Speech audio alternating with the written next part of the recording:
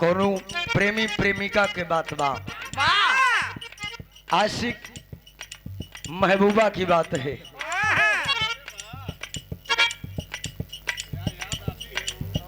क्या कहता है क्या? अरे हमसे मिलबू,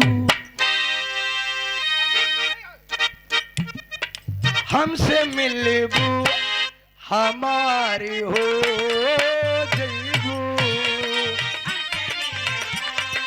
हमारी हो जईबू। क्या बात है?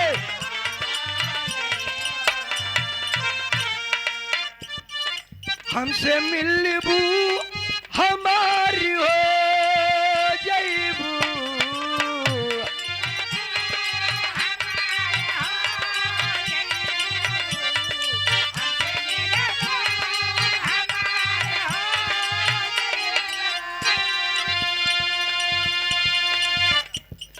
हमसे मिलबू हमारी हो जईबू। ए रुचि कौनो दिनवा, अरे कौनो दिनवा शिकार हो जईबू, कौनो दिनवा शिकार हो, कौनो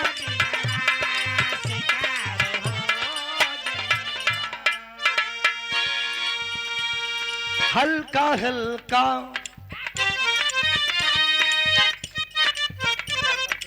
सारे सिकवे गिले भुला के कहो,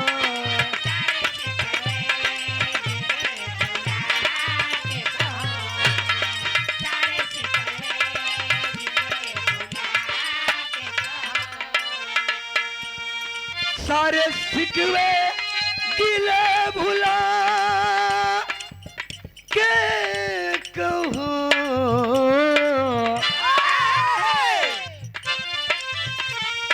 जो भी कहना है मुस्कुरा,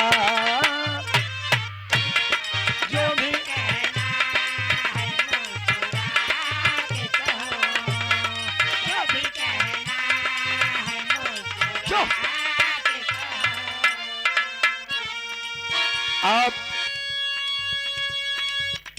ऐतिहासिक बिरहा जगत के कार्यक्रम अध्यक्ष प्रतापपुर जनजन में विख्यात हो,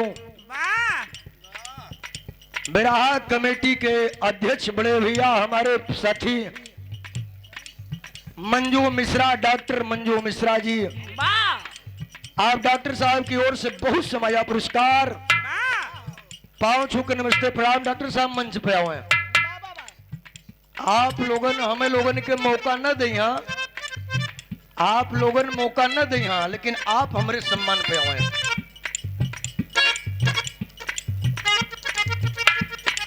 एक लाइन बदल के चल दलाल।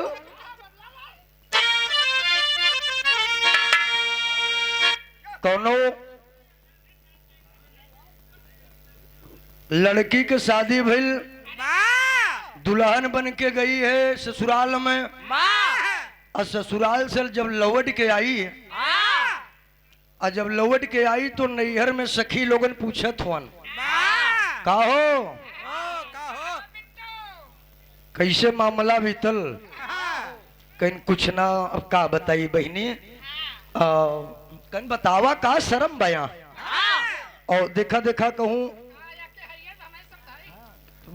बताई, कहीं बतावा, कहीं ते मोबाइल अपन चालू तो नहीं किए है, केहू को सुनावत है, कहीं नहीं है, देख ल बंद बा, बतावत हो का?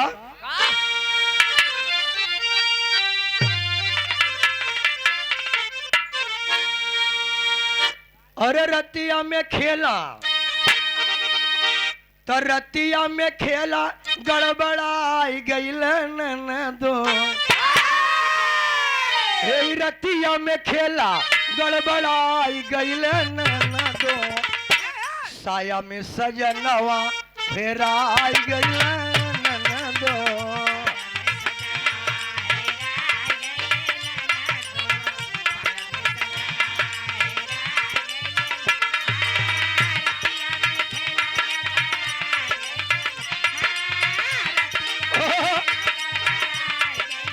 क्या बात है आया में सजनवा